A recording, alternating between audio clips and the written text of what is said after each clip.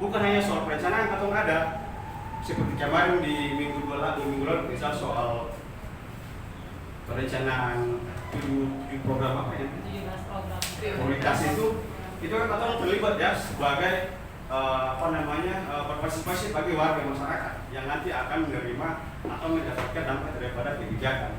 Itu disebut dengan perencanaan ya di awal sekali. Tapi kadang-kadang di dalam pengawalan kebijakan publik kadang-kadang atau bentuk hanya di pengawalan di perencanaan. Pengambilan keputusan atau sengaja paling ketemu waktu ketemu 35 orang gitu. Soalnya itu pun di dalamnya banyak kepentingan lagi.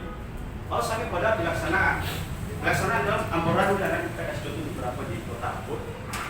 Ya, baik evaluasi ini yang atau tadi itu sangat jauh dari evaluasi. Hari ini boleh DPP mengambil bagian dalam perencanaan sebagai NGO ya. Tapi atau saya tahu ketika program ini selesai atau permintaan ini berganti, evaluasinya DPP tidak dilibatkan. Padahal kalau sudah awal, misal 3 tahun mengirim isu ini, pada saat evaluasi oleh pemerintah daerah mereka tidak dilibatkan. Kadang-kadang seperti itu ya. Next. Jadi di dalam undang-undang kita kutip dari undang-undang Pemda tadi, teman-teman, partisipasi publik itu katong dibatasi seperti ini. Atau bisa berpartisipasi dalam pengambilan kebijakan ya konsultasi publik, ya publik misalnya ada Perda dan konsultasi publik ya. Nanti Bapak bisa tambah. Lalu bermusyawarah tentu ya. Musyawarah atau dilibatkan dalam musyawarah, makanya kalau di pemerintahan kan sudah dibagi ya, ada yang namanya musrembang ya. Atau menurut atau di partisipasi ketua itu meningkat ketika adanya undang-undang desa. Dulu kan sih ada ya, jadi pembangunan itu masih sangat sentralisasi di kecamatan. Ya, tapi sekarang kan aspirasi itu mulai dari RT malah, ya dari RT bahkan dari RT mulai ke desa dan sampai ke provinsi dan pusat. Kemitraan ini jelas ya seperti ya biasa berbagai kemitraan dengan pemerintah itu bagian daripada partisipasi. Kemudian penyimpanan aspirasi terjadi di mana-mana ya, lewat pemberitaan, lewat rilis, lewat komentar di Facebook, di akun resmi pemerintah, atau lewat yang sering tren di text organ apa namanya, petisi gitu ya, petisi sebagian daripada. Kemudian pengawasan tentu ya, pengawasan bisa lewat apa saja, bisa lewat secara terlembaga, lewat organisasi, lewat kelompok kayak atau kelompok yang inklusif, atau lewat individu ya punya taruh berorganisasi terhadap pemerintahan. Kemudian keterlibatan lain, keterlibatan ini macam-macam ya, atau bisa berpartisipasi lewat secara open data misalnya, atau membaca data di perusahaan pemerintah, ada yang salah atau koreksi gitu. Jadi banyak hal yang atau bisa terlibat di dalamnya, tapi di dalam undang-undang itu dibatasi seperti ini. Lewat, nah ini, betul terpaksa di belakang aja teman-teman. Kayaknya bisa melihat, ini terlalu kecil. Dalam berbagai literatur kita baca, mereka masih mengutip teori ini ya, disebut dengan Einstein's ladder. Jadi ada tangga partisipasi teman-teman. Kurang lebih dibagi jadi tiga partisipasi. Ada di pertama tingkat partisipasi, kemudian di organisme ini, kemudian ada yang namanya citizen control, itu sudah tertinggi sudah di dalam tangga partisipasi. Kalau di fase pertama itu ahli ini menganggap katoran punya partisipasi terlibat hanya sebatas datang ikut pertemuan begini, isi absen, ya, lalu pulang, atau tidak diberi informasi yang detail ya. Ini dalam konteks pemerintah hanya bukan NGO ya. Kalau pemerintahan atau hanya dikasih undangan misalnya RT RW datang rapat, datang cuma baru makan saja minum, isi absen pulang. Itu lihat kalau hari ini bilang itu tingkat partisipasi yang paling lemah sekali. Lalu ketemu naik di level berikut adalah terapi itu mana tadi? Informasinya sangat terbatas. Lalu inisiatif pembangunan atau itu justru datang dari pemerintah, teman-teman. Ya, dan satu arah, cari feedback dari masyarakat yang hadir pada pertemuan atau sosialisasi tersebut. Kemudian di tahap berikut atau level berikut adalah informasi. Memang masih sudah dapatkan, diberikan, ya diterangkan. Kita mau bangun JPO di Batu Merah misalnya, ya, tapi lagi masyarakat tidak diberikan ruang yang bebas untuk feedback. Misalnya bertanya kenapa pentingnya bangun JPO di situ, apa untungnya buat kita, ya, buat jalan kaki. dibandingkan nanti uang itu bangun pada juga. Jadi tidak ada timbal balik respon dari masyarakat. Lalu di level litega atau dia disebut dengan organisme ya, sudah ada konsultasi ya, diskusi sudah melibatkan banyak orang, banyak elemen yang tadinya hanya pada Bapak Raja atau strongman di lokasi itu, misalnya beta, kemudian misalnya ada panggil beta saja atau RT saja. Di konsultasi ini sudah melibatkan banyak orang, ada RT, ada mama-mama, ada anak-adik pemuda, ada pemajin-majin dan sebagainya. Tergantung apa yang mau dibangun ya di daerah atau di desa itu sudah melibatkan semua elemen. Lalu yang berkuasa atau dalam hal ini pemerintah tidak menerima kritik ya, tapi masukan dan saran. Kadang-kadang menerima tapi saran yang atau kasih masukan itu pada akhirnya dong pakai gitu. Dong anggap ini biasa saja, ini supaya memenuhi bahwa nanti kalau ada rapat pertanggung jawab itu ada masyarakat kasih masukan dan saran.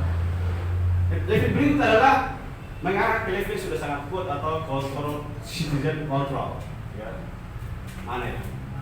Sorry. Ada partnership atau kerjasama ini sudah terbangun dari level ini. Sorry. Klarifikasi.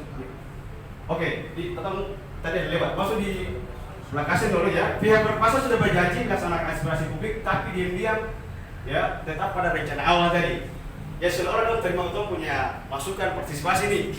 Kita kasih contoh kayak BPM kasih masukan nih, lewat terus semua ya. BPM mati semua ya.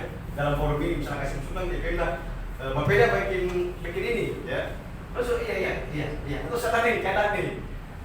Pada saat pengambilan keputusan ya, hari dong kembali ke rencana awal yang belum sosialisasi tadi. Misalnya tadi disebutkan 7 program ya. Atau tambah 1 ibu beda menurut kata orang versi masyarakat. Oke, bercatat ya teman-teman sekalian. Tapi realisasinya tetap 17 program itu saja. Ya. Saya yakin kawan-kawan sudah pernah mengalami hal demikian ya, apalagi yang bekerja dengan masyarakat, bekerja berorganisasinya dengan masyarakat dan berhadapan dengan publik atau pemerintah. Dan kemudian adalah partnership atau kemitraan tadi ya, sudah terbentuk kerjasama, ya sudah melaksanakan kebijakan dan program secara bersama. Lalu di level delegasi itu publik sudah diberi kewenangan mengurus sendiri kepentingannya ya, dan mereka sudah punya kuasa dan bertanggung jawab atas apa yang mereka ini. Ya kalau begini contohnya ya paling sederhana adalah bagaimana muslim di tingkat desa.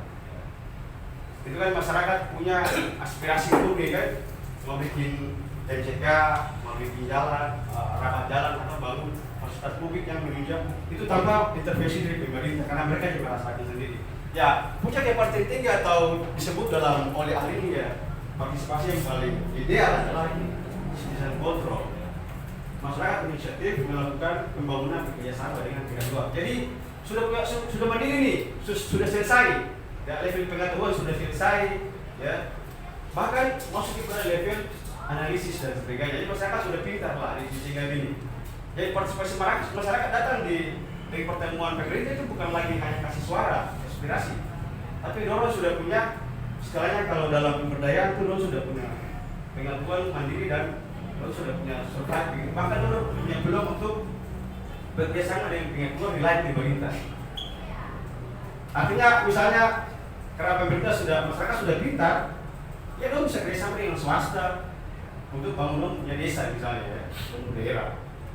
Dengan NGO yang fokus pada isu tertentu, tanpa harus melalui pemerintah karena itu sudah clear. Ya. Nah, dari 8 atau sekitar 8 tipe atau tangga partisipasi, kira-kira atau ada di level mana nih kira-kira ini? Kalau kita sendiri jujur saja, kita masih di level yang paling di tengah ya, di middle. Karena apa? Sudah banyak sekali forum yang atau ikuti ya. Pertama kali forum pemerintah ya, baik dengan pemerintah daerah maupun kementerian atau bisnis vertikal yang kegiatan yang kasih masukan. Kemudian hanya beberapa individu atau kelompok yang pada kemampuan untuk bisa mengatur dirinya sendiri. Next. Oke, pertanyaannya adalah apakah pemerintah kita sudah partisipatif ke belum dalam pembangunan? Kita sih bisa jawab, ya. Kita sih bisa jawab karena kita sudah otak-atik internet itu, tapi terdapat data yang real soal indikator ini. Secara nasional juga dipaparkan secara umum. Eh, dalam beberapa survei yang kita kutip di websitenya Seknas itu saya lihat bersama itu ya, dia fokus di advokasi anggaran. Lalu sebutkan memang pembangunan di Indonesia masih kurang partisipatif. Tapi kita sedang dapat data soal ini. Oke, next lagi. Karena saya ada data, makanya kita bertanya ke kawan-kawan ini punya pandangan masing-masing. Apakah pembangunan kota Abu sudah partisipatif atau belum? Dengan beberapa hal yang tadi kita paparkan tadi. Tapi dengan ini hanya contoh, lalu kamu tidak menganalisa apakah sudah partisipatif atau belum. Ini kemarin kita mau bicara nih, perwakilan DPP kita sudah waktu lagi kemarin ya. Kenapa kita kasih contoh ini? Nanti Pak Bambang putuskan apakah sudah partisipatif atau belum.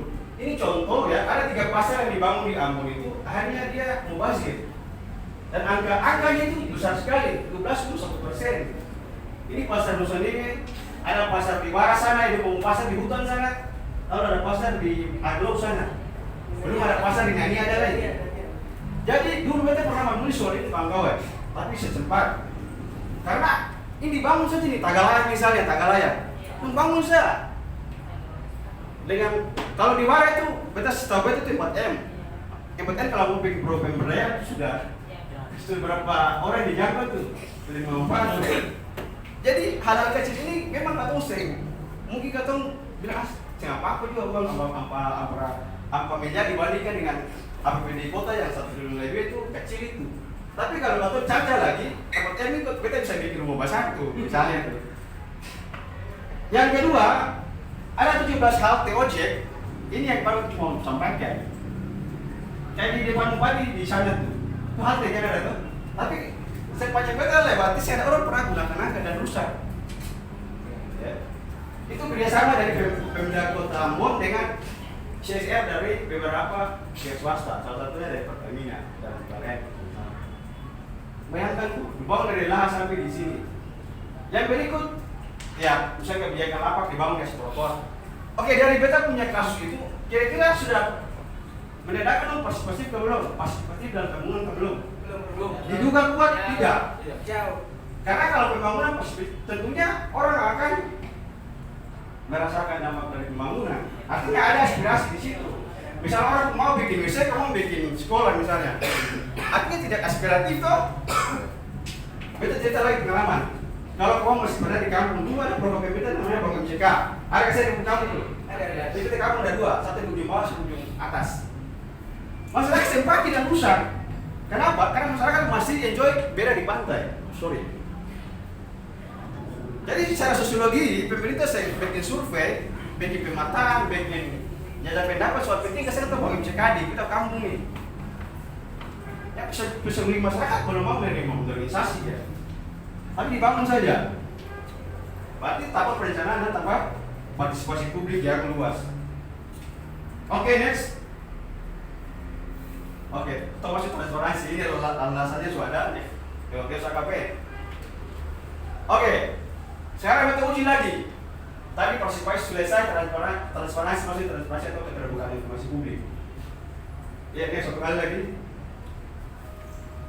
Kalau kita menilai, kalau pakai pendekatan open data, selaku jurnalis yang pernah bikin berita soal open data, pemerintah sudah cukup open dalam data yang open. Ini yang open nih. Nanti yang tertutup nanti lagi. Itu kita bisa nilai dari website, ya. Website itu sudah agak sedikit istilahnya, ya sudah ada banyak ini lah.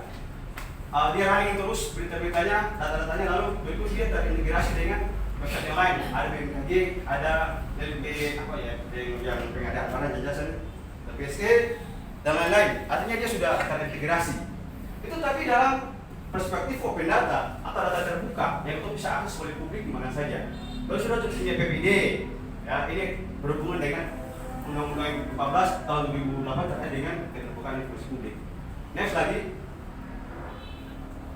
Tapi ya, saya pakai warna merah, artinya belum fix ya, kita belum terbuka amat. Tapi publikasi itu sebatas ini. Padahal dalam berbagai literatur kita baca, publikasi itu biasanya lengkap. Ini kan ringkasan namanya nih. Kamu kan bisa baca saja di website Pemprov, Lo biasa cuma bikin ringkasan APBD, pendapatan berapa, pengeluaran berapa, defisit berapa, surplus berapa, tapi tidak pernah data itu menampakkan dampak atau output dan outcome dari anggaran yang dipakai. Ya misalnya ini di sini ada terbaca kalau jelas nanti dibagi filenya ya. Itu misalnya anggaran APBD Kota Ambon 1 triliun kemarin ini tahun 2022 ya, dipakai habis, tapi terus yang lihat data grafik dan data itu soal ini pakai berapa tahun kemarin, bangun sekolah berapa, dampaknya apa, bangun jalan berapa, dampaknya apa, saya ada. Jadi oleh beberapa ahli atau orang yang fokus di isu-isu transparansi publik ini atau pemerintahan ini menganggap itu belum cukup di situ. Jadi kata orang harus mengkritisi hal-hal yang seperti ini. Mungkin ini bagi Pemkot bagus ya, ini informasinya bagus dan misalnya. Tapi kalau orang yang punya konsentrasi di anggaran ya, di kalau isu anggaran, mereka menganggap ini masih kulit, ini masih judul. Ya. Karena itu saya melihat data soal antara realisasi anggaran dengan dampak yang didapatkan oleh masyarakat. Oke, next. Nah, sekarang kita masuk di strategi. Kira-kira kalau masyarakat sih membedakan apa dengan kondisi yang ada tadi? Kondisi yang ada tadi di beberapa slide itu masih baru sedikit saja dari beragam persoalan yang ada atau beragam prestasi yang ada. Karena tadi kita persoalan waktu, atau juga tidak expert di isu ini, tidak punya kalian isu ini, atau hanya menyampaikan berdasarkan literasi dan pengalaman, literatur dan pengalaman, membaca dan kemudian melakukan berbagai macam hubungan yang berbeda dalam keseharian sebagai jurnalis ya. Kita kira dalam berbagai macam model pembangunan ya, kira-kira ya. Kalau para masyarakat sih bisa lepas dari inilah, nanti tinggal ditambahkan yang lain. Kalau sudah, kita bukan berasal dari NGO, kita hanya jurnalis, meskipun jurnalis itu adalah bagian dari masyarakat sipil ya. Jadi kita bahwa media massa dan jurnalis independen itu bagian dari masyarakat sipil. Salah satunya ya, selain NGO dan lain sebagainya. Ya atau bikin advokasi, ini yang sudah menjadi tanggung jawab sebagai masyarakat sipil ya, seiring dengan pemerintah, kemudian mendorong partisipasi tadi ya, penegakan hukum, mengawal dan mengontrol pemerintahan. Itu orang bertugas. Tapi itu hanya sebatas masih teori. Nah, actionnya bagaimana? Kita di slide berikut lah, yang itu seperti itu nanti silakan ditambahkan. Next di slide berikut. Ya tadi, kalau punya partisipasi, sebatas seremonial. Itu ulang lagi. Tanda tangan, absen, apalagi kalau tadi di dosen pemerintahan satu yang dibagi lagi, ternyata ada jenis partisipasi namanya partisipasi insentif. Ya, jadi artinya kata harus bilang begitu karena memang iya insentif. Jadi orang datang itu hanya dapat mengejar insentif, atau orang diberi sesuatu baru berpartisipasi. Itu tadi gitu, tapi itu dibagi, itu pakai satu pendapat lain. Berarti sih, lupa kasih masukan dalam tadi. Tapi menurut beta tawaran beta seperti ini teman-teman. Ke depan ini kita saat ini saja kita bicara dengan situasi ekonomi yang sangat sulit. Kemarin beta liput di tadi kebetulan buka pasar sama dengan Pak Wagub, itu aku punya gestur itu sangat lemah begitu menghadapi kondisi yang ada. Anggaran sudah dipotong, utang SMI lagi, ketiga lagi, TPP belum dibayar, ASN. Jadi kemudian sangat bawa perlu saat ini. Saat pilih kata dibutuhkan partisipasi publik dari masyarakat nih. Ya, kalau bilangnya bikin, kita pasang headline, kalau bilang yang terparah lagi. Jadi paling kasih notis begini ya, ke NGO lah, masyarakat sipil lah. Jangan dulu karena kalau sekarang. Yang kedua jangan bikin hoax, Sandi kemarin menjadi notis dalam sambutan. Artinya apa, negara lagi genting nih. 2 hari malam kita bertemu dengan ini kita bocoran saja Bapak. Karena kita bikin dari masyarakat sipil, kabinet bagi ketua semua pemret wartawan di Ambon sini. Sama dengan Prabowo panggil pemret di Jakarta kan, istana. Artinya negara lagi darurat. Oke. Negara darurat, maka dibutuhkan partisipasi publik yang seluas-luasnya. Tentu tadi, kalau semua negara kalau musim itu semua ada perasaan. Tanpa itu ketemu kerja di mana ini, negara bisa bubar. Jadi dalam teori pembangunan, kira-kira atau pelibatan seperti ini kalau menurut kita, karena mungkin dari Nada dan kawan-kawan Yudha yang sudah bergelut lama di Jawa, kita kira-kira punya perspektif yang baik. Tapi kalau menurut kita atau dari kita pandangan seperti ini, atau partisipasi harus kritis. Ya, kritis dalam arti atau datang pemerintah paparkan hal-hal mengenai program 17 program atau cuma iu saja tanpa kasih masukan saran, berarti atau dianggap di level paling lemah adalah teori partisipasi, non participation, ya, atau cuma dengar. Dan berikut yang kita melihat ya di beta bukan dari NGO, tapi kita berkawan dengan teman NGO, ada dari lingkungan, dari masyarakat sipil di beragam isu ya, termasuk akademisi yang vokal. Dari situ beta kemudian dapat banyak informasi, ternyata atau punya tingkat partisipasi atau advokasi di Maluku ini kita mesti sangat minim dengan data. Ya. Beta ambil contoh kasus yang baru-baru lah, soal advokasi tahun depan dibahas soal kasus Waragona di Ayah sana. Itu di awal-awal itu tidak ada data sama sekali, tapi Abansu dan kawan-kawan jujur ke sana baru bikin data lapangan, ambil data lapangan. Makanya ketika di publik, publikasi berita ke publik itu kuat sekali karena sudah punya data, bukannya data soal perusahaan dan masyarakat, tapi dilebihkan dengan beralasan hukum yang ada. Itu akhirnya kuat sekali. Jadi kalau kita mau mengawal pemerintahan yang bersih dan transparan, kita harus punya data, karena ini saya terkait dengan data. Yang ini kita berkolaborasi, berkoalisi dan terus jaringan. Kita sangat bersyukur teman-teman secara pribadi lewat program YPPM ini kita bertemu dengan banyak orang dari ICW, ya kemarin ICW dari apa lagi kemarin ya? ICW, Perludem juga pernah ya, Perludem, ya itu yang dinamakan dengan kita berkolaborasi dan membangun jejaring. Terus saya bisa bergerak sendiri. Kemudian kita harus juga satu hal yang kita masih lemah di kita punya partisipasi atau advokasi masalah berbagai masalah di Maluku karena itu masih ternyata belum terlalu mahir menggunakan teknologi untuk mencari open data. Padahal ada kata kalaupun banyak bisa, tanpa kalau harus minta di pemerintah. Tentang baca artikel terakhir dari media Proyek Multatuli, baca saya yang kolor TNI seharga 100 juta, baca saya berbaca tuntas tuh. Itu dia menggunakan dia pakai tools tertentu dan dia mengobrak-abrik data TNI pun data bayangkan. Dan itu bagus sekali, hanya terkuat lah berapa ratus juta dipakai untuk beli celana dalam yang ini. Bisa kan diterapkan itu, tapi memang butuh pelatihan teman-teman. Pelatihan, beda dulu pernah ikut ini di Jakarta, itu namanya jurnalistik berbasis gambar apa nih? Pilih gambar apa? Kan masih yang mana? Sulit. Ini terakhir ya sorry. Yang jurnalistik investigasi berbasis open data. Jadi kita diajari untuk melacak data-data proyek di LPSE. Sekarang baru orang mulai tren ya, beberapa ini Pak. Itu kita bisa buka langsung, lalu buka LHKPN-nya kepala negara. Sekarang baru mulai dibuka. Dulu itu memang butuh tools tertentu dan itu belum belajar. Kita kira kelompok itu harus perlu dimiliki oleh setiap masyarakat sipil, baik individu maupun organisasi.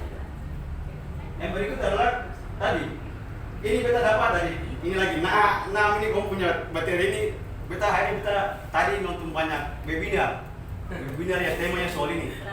Dan satu webinar isinya itu aktivis jempol semua. Ada Asminawati, ada Andriani, ada Novida, Beras dan lain sebagainya. Banyak sekali. Dan ini kita lihat itu saja. Ternyata di dalam refleksi panjang dalam sekarang sudah berapa tahun informasi ya, Pak Beni? 24 tahun kan? Informasi 25 ya? 25. Dalam refleksi perjalanan NGO mengawal pemerintahan, terutama butir-butir terkait dengan informasi salah satunya soal korupsi, anti korupsi ya. Jadi dalam pengawalan atau partisipasi orang ini ternyata dong pakai trik, dong melibatkan orang dalam, ya. Mungkin kita kira atau belum mahir atau belum pernah mencoba soal itu. Orang dalam itu begini, betul verifikasi dalam pemerintahan daerah itu ada saya yang punya masih punya sisi gerakan reformis, artinya yang punya masih idealis lah, kira-kira begitulah, yang bisa diajak untuk melakukan perubahan dari dalam. Ada kan? Pasti ada kan? Pasti ada. Iya. Maksud kita kalau gerakan-gerakan begitu harus kita pakai metode seperti itu. Atau melihat identifikasi dalam pemerintahan ini ada orang yang bisa diajak kerjasama dalam hal mungkin support data kah dan koordinasi dan sebagainya.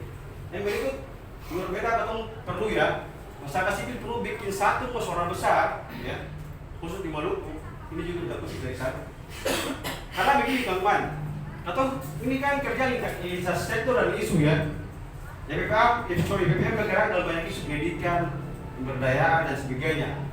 Apalagi inklusi dong punya, apalagi perempuan anak, cabai dong punya, mungkin siapa lagi praktis lingkungan, ada kawan-kawan di Nusa atau yang lain. Ternyata tadi dalam webinar itu mereka juga menyadari bahwa selama ini teman-teman lo masih bergerak parsial. Artinya begini, setiap evaluasi itu lo hanya bilang kita pinjau ini yang unggul atau unggul usia. Lo evaluasi hanya sebatas kita punya NGO. Tapi kita membayangkan suatu ketika seluruh NGO di Maluku ini bikin semua akbar ke apa gitu istilahnya semua ya. Jadi bukan hanya per program. Per program kemarin kayak bikin di balik misalnya kan, tapi dia belum dapat program dari ini. Tapi kalau yang kita maksud ini seluruh NGO di Maluku kumpul bikin suatu musyawarah atau kalau di pusat namanya kongres, di daerah namanya apa musda kawal gitu musyawarah, itu kumpul semua di situ. Lalu paparkanlah seluruh pencapaian dari setiap NGO. Lalu ketemu identifikasi kelemahannya di mana, apa goals sudah dicapai atau belum, lalu bagaimana tindak lanjut ke depan. Ya. Karena begini teman-teman, coba kawan-kawan perhatikan isu yang lagi tren soal RUT ini saat ini. Mungkin di Maluku baik-baik saja, tapi di Jakarta sudah heboh. Dan itu kerjanya kolaborasi sekali. Bahkan kalau polisnya lebih dari 50 orang, pakai individu maupun lembaga. Di Ambon itu yang masih lemas. Mungkin yang sering kasih pernyataan sikap mungkin ada cuma Cipayung saja. Ayo. Ada ini GMI semua di situ. Jadi pernyataan sikap di rilis pertama gitu. Tapi kita belum melihat sekumpulan masyarakat sipil yang terorganisasi dalam ini NGO dan ormas dan sebagainya punya tadi itu kita punya kita sendiri. Karena begini. Untuk saat ini teman-teman, kadang-kadang masyarakat kurang ini antara itu kurang bisa membedakan mana ormas dan mana OMS. Ormas adalah organisasi masyarakat, OMS organisasi masyarakat. Jadi hampir sama tuh. Ya. Tapi membedakan adalah saat ini ormas bongkar kantor permintaan untuk dapat THR, bukan di sini tentunya. Silakan OMS itu bekerja dari bawah untuk bekerja masyarakat. Terima kasih dari BK. Assalamualaikum warahmatullahi wabarakatuh. Ini sudah mungkin membuat Ketua punya pemikiran sedikit terkait dengan bagaimana Ketua pengawal disiapkan, bagaimana Ketua bisa menciptakan pemerintah yang bersih dan transparan. Selanjutnya Ketua akan dengarkan Ketua materi selanjutnya dari KBNI. Langsung saja KBNI tanpa membawa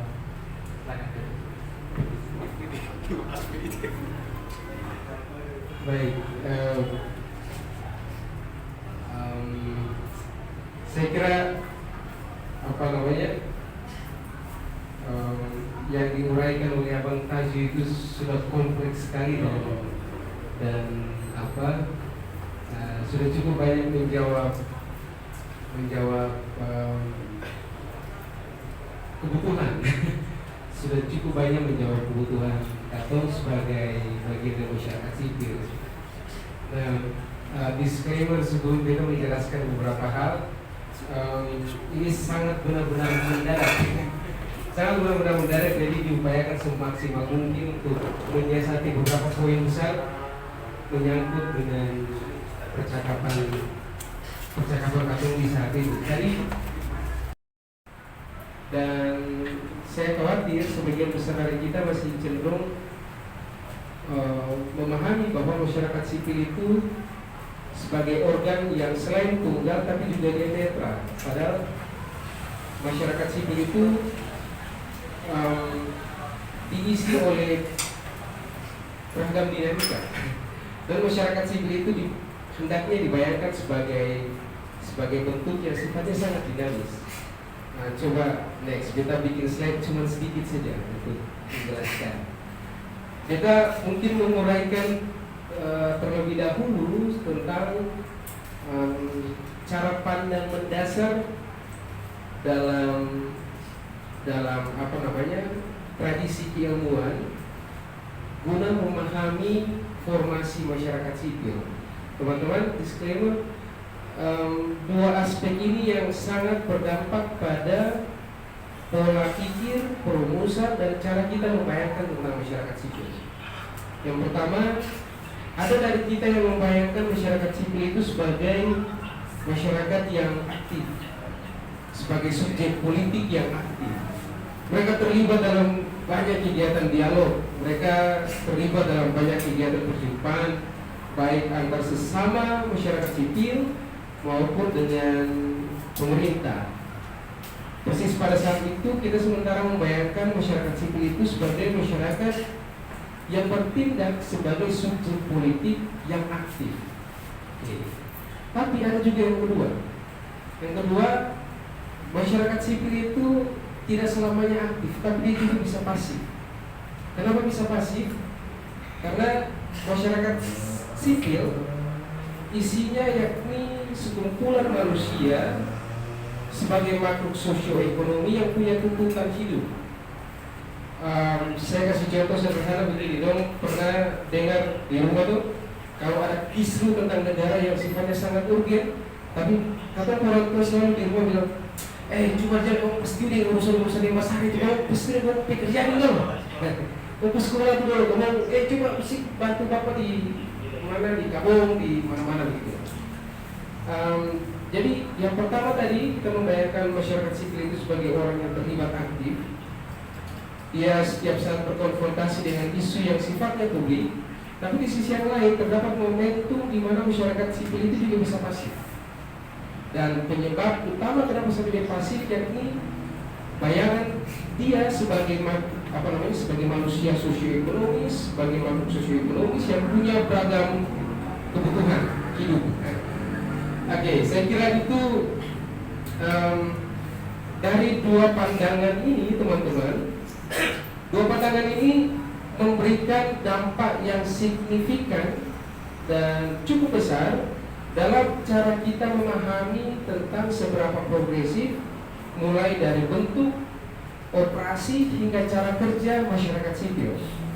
Dengan kata lain, seluruh diktat referensi yang hari ini kita konsumsi terkait dengan masyarakat sipil, konsep besar tentang masyarakat sipil, sebagian besar itu terilhami dari dua perspektif ini. Yang pertama ada yang memahaminya aktif, yang kedua ada yang memahaminya sebagai subjek yang pasif. Coba next.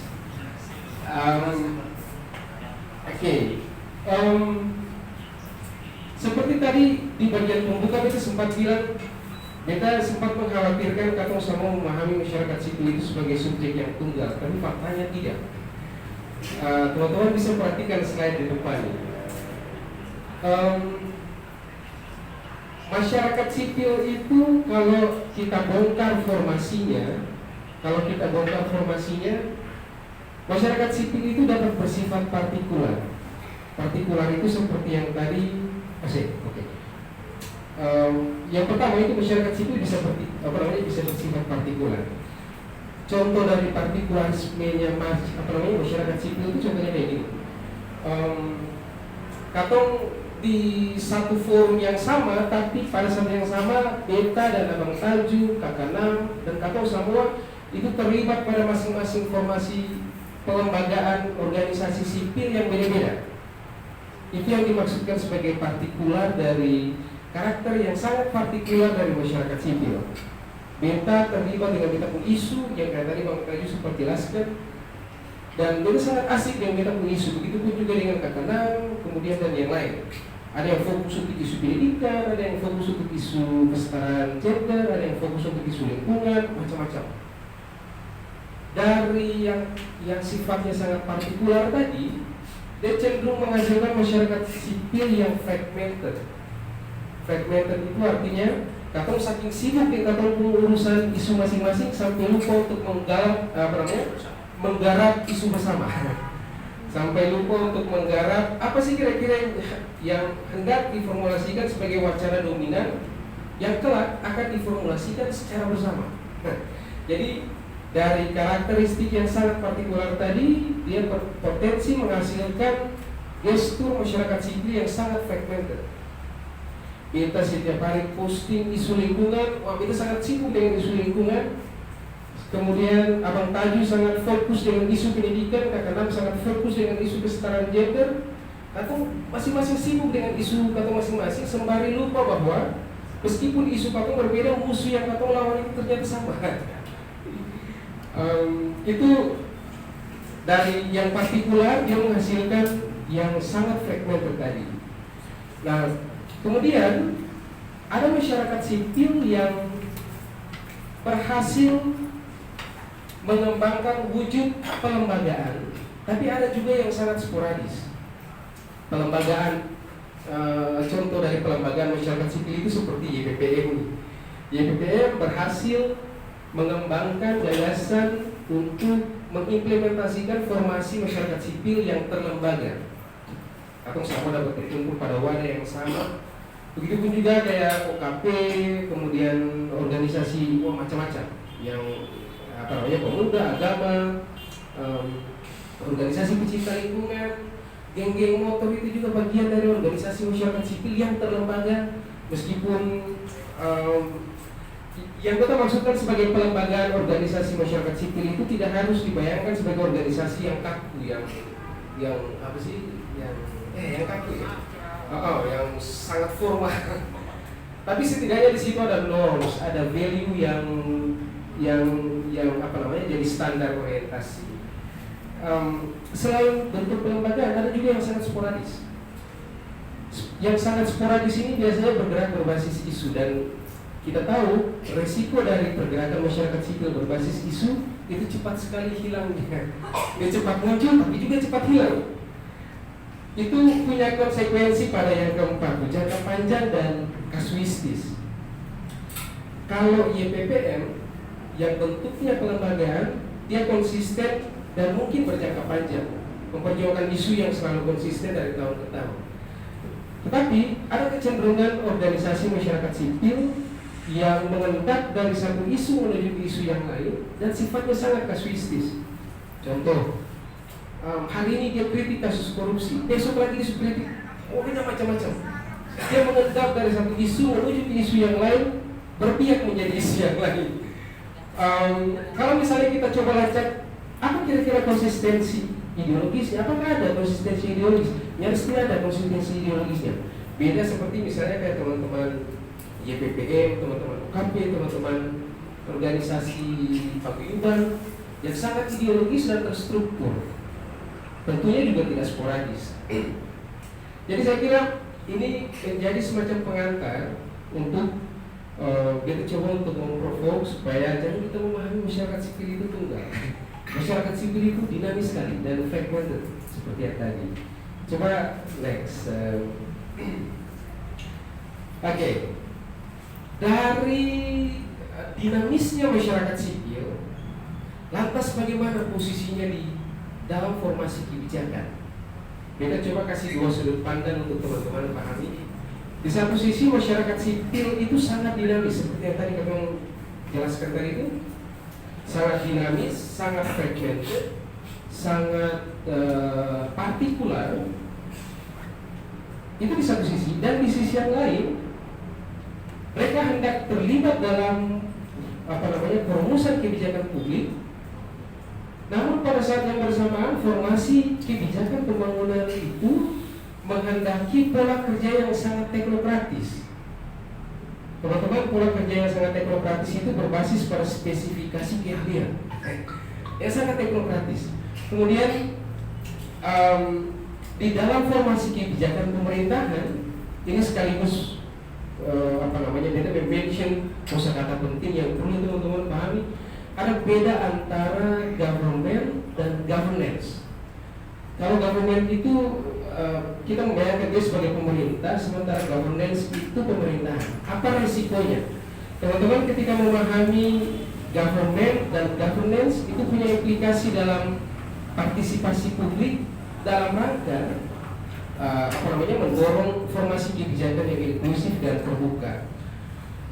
Sejauh ini kita menghendaki proses pengambilan kebijakan atau proses proses perumusan kebijakan menggunakan spirit governance.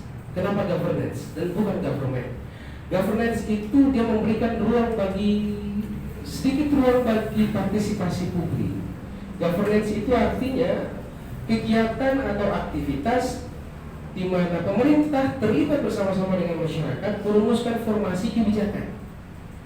Beda dengan government. Kalau government itu inisiasi pembangunan, inisiasi program pembangunan sepenuhnya berasal dari pemerintah.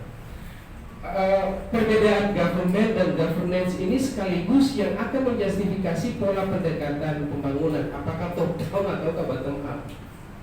Kalau top down, masyarakat itu sekedar dibayangkan sebagai objek yang pasif. Inisiasi pembangunan, mindset pembangunan, ideologi pembangunan sebagian besar dirumuskan secara teknokratis oleh pemerintah tanpa melibatkan partisipasi masyarakat. Beda ketika sifatnya sangat bottom up, ketika masyarakat diformulasikan sebagai subjek penting dalam pembangunan. Nah,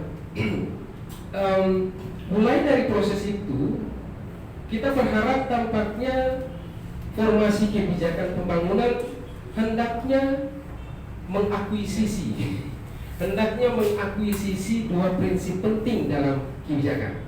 Yang pertama itu partisipatif dan yang kedua itu politis. Kita akan jelaskan supaya jangan salah. Yang pertama, prinsip partisipatif itu penting untuk diakuisisi dalam formasi kebijakan pembangunan untuk menjamin terselenggaranya transparansi, akomodatif, dan efektivitas.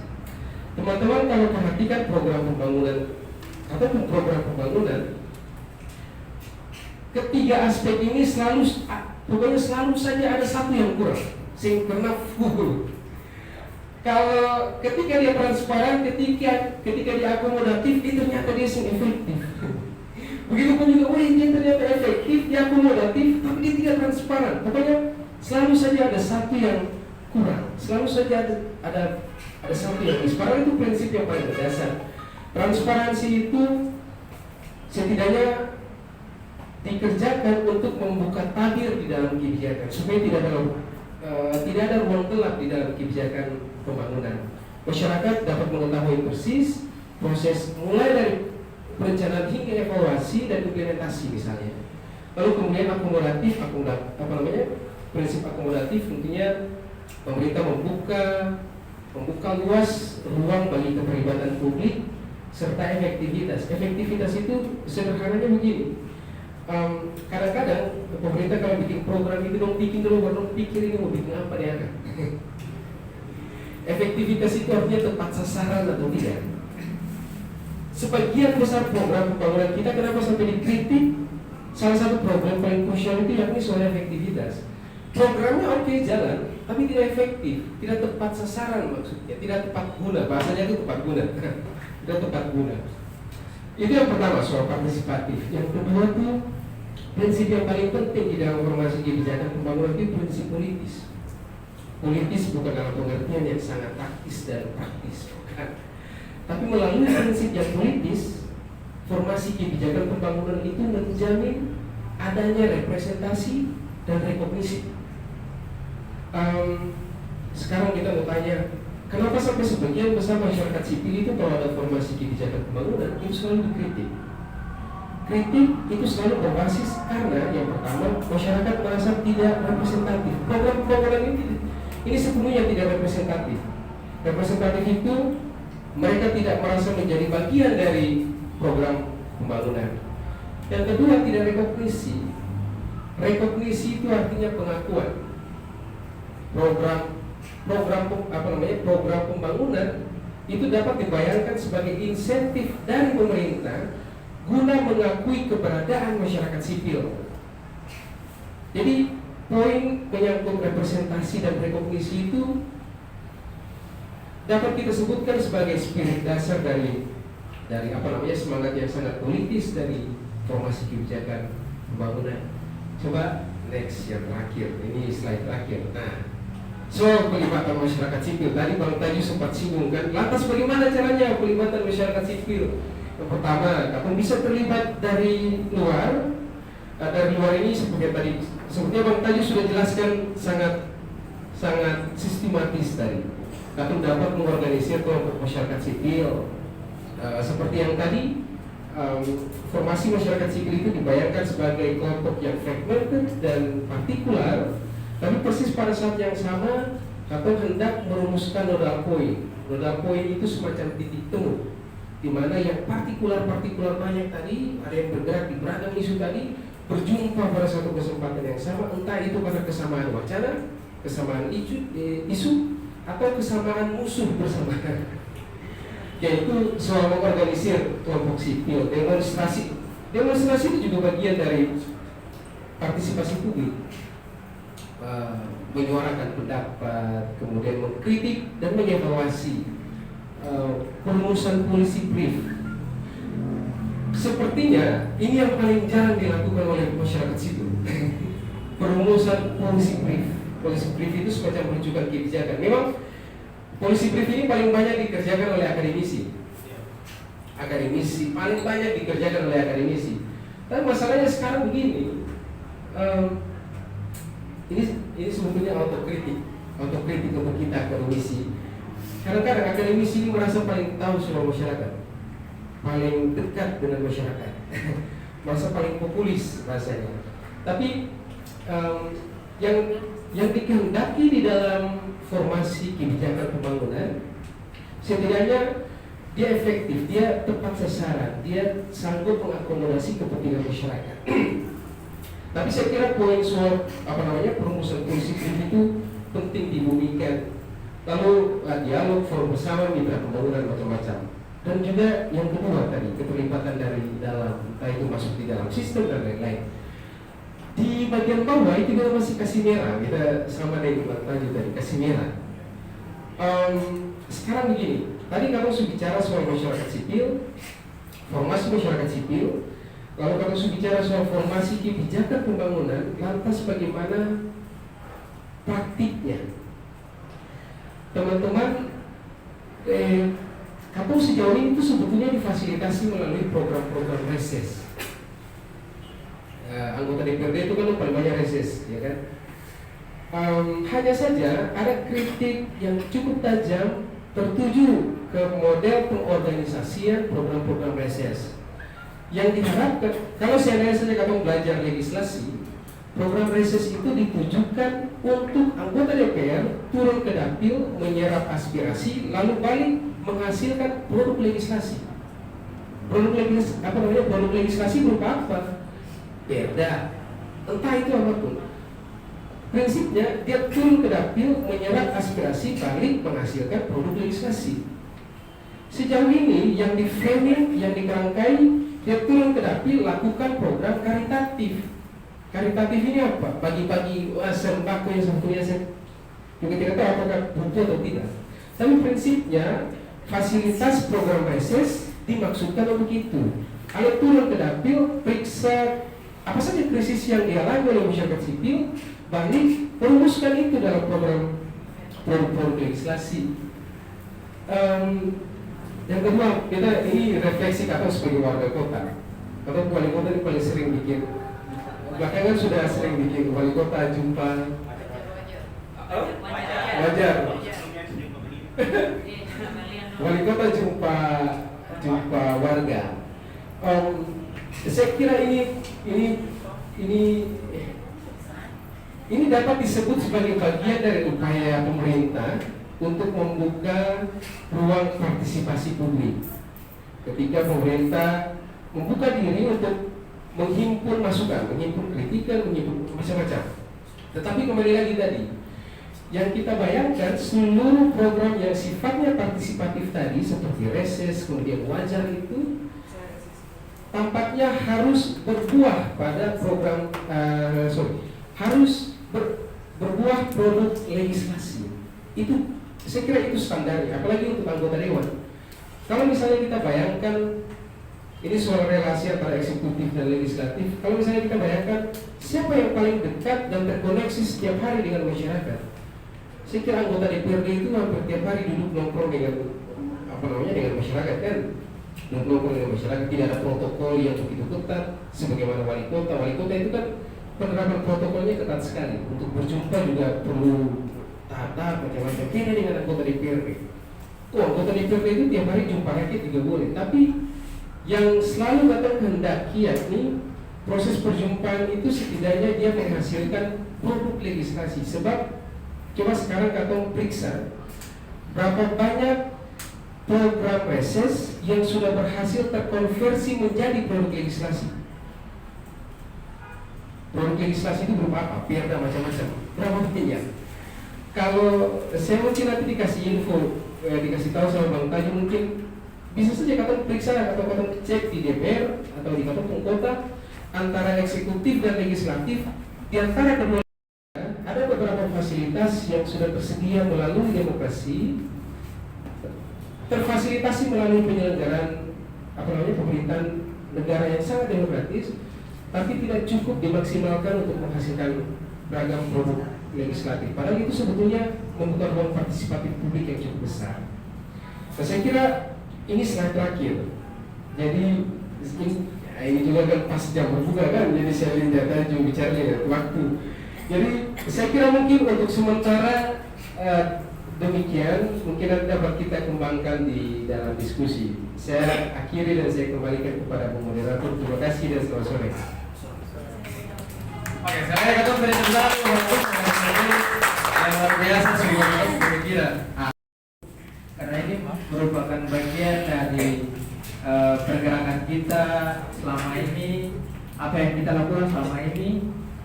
Hanya saja Betul mau tanya saja untuk Bang Tajo dan sekaligus mungkin dijawab oleh Kakak Beni terkait dengan konsep dasar, kemudian keterlibatan publik dalam hal ini masyarakat sipil. Itu kita nih seringkali diganggu dengan isu-isu, misalkan ada isu revisi undang-undang TNI, kemudian tiba-tiba isu korupsi Pertamina muncul, kemudian belum selesai Timnas kalah. Itu juga menjadi perbincangan dan itu semacam pengalihan isu begitu. Kemudian ada juga muncul lagi teror kepala babi dan tikus di media ya. Kemudian ada banyak sekali framing yang kemudian kita tidak bisa menuntaskan satu persatu begitu. Jadi fokus kita kemana sebenarnya masyarakat sipil ini? Isu yang beredar di publik, kemudian belum satu selesai sudah muncul satu lagi. Ini kan repot. Beta yang lihat di publik saja beta bingung. Ini sebenarnya yang fokus kita kemana? Mau lihat undang-undang kah? Undang-undang TNI kah? Yang mengancam sebenarnya kita ini sebenarnya sudah dihadapi dengan situasi yang sangat terancam. Orang bilang krisis moneter, mendekati negara mulai bubar begitu. Itu lebih tajamnya di situ. Kemudian muncul lagi isu-isu yang bagaimana buat bingung lah. Untuk itu kita mohon penjelasan biar sebenarnya fokus kita itu kemana begitu. Itu saja yang bisa kita sampaikan. Terima kasih untuk materinya sangat luar biasa dan kita mohon ke depan mesti ada lagi. Oh ya, pasti. Pertanyaan atau bentuk pembawaan diskusi ini nanti berhubungan sama itu perumusan polisi brief, karena kebetulan di sini Katong ada akademisi, Katong ada Bang Beni. Jadi tadi pas Anto bilang soal akan jadi autokritik buat Katong akademisi karena perumusan kebijakan itu sebenarnya datangnya juga dari akademisi. Nah, beta jadi penasaran soal kebijakan yang muncul ke publik akhir-akhir ini, khususnya kayak contohnya sekarang yang lagi panas tuh kemudian revisi undang-undang TNI. Berarti itu memang walaupun disahkan oleh DPR ataupun tidak, tapi itu tetap asalnya dari akademisi. Kalau iya, bagaimana cara mereka merumuskan dan mereka tahu kalau memang kebijakan seperti itu memang masyarakat butuh akan pada saat-saat seperti ini. Terus yang berikutnya adalah ke Bang Tajo punya materi itu yang tadi yang banyak saya soal manipulasi, soal lokasi, soal citizenship. Kita bisa minta lihat slide-nya ulang kalau boleh. Barang kita lupa punya tangga.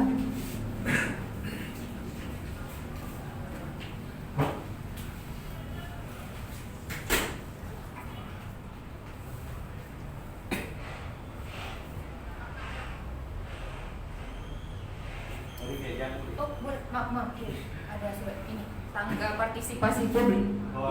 iya.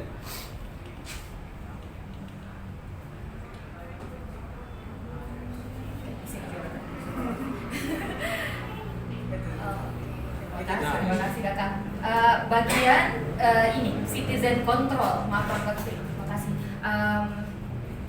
Masyarakat berinisiatif melakukan pembangunan, terus keduanya tadi Abang Taji juga bilang soal bekerja sama dengan pihak luar.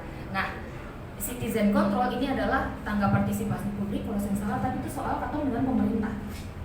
Berarti belum selesai, tapi katong harus bekerja sama dengan pihak luar. Yang itu karena beta juga bukan orang yang ngerti banyak soal ini, makanya beta tanya, karena kalau bicara semua tangga ini tadi berhubungan dengan misalnya kalau katong ikut musrembang, lalu berarti hasil dari musrembang itu yang nanti katong kerjakan di katong punya desa misalnya. Tapi pas sampai di citizen control yang katong lakukan, kemungkinan keduanya adalah katong akan bekerja sama dengan pihak luar. Berarti apa yang terjadi dengan yang tadi katong sudah bahas di musrembang panjang lebar itu. Terus beta mau, karena Abang Taju adalah jurnalis, jadi kita penasaran saja, ada tidak ya reses atau yang tadi Abang Beni langsung reses tuh ada tidak yang memang sudah ada dalam bentuk kebijakan. Kan kalau katong tahu seperti Kak Iman bilang tadi, biasanya reses tuh nanti dana yang dipakai untuk ya hanya orang-orang saja. Tapi kita juga penasaran apakah sudah pernah ada di Ambon ini, di kota Ambon atau di Maluku soal bagaimana reses itu nanti dia jadi hasil dari kebijakan gitu. Itu aja, terima kasih.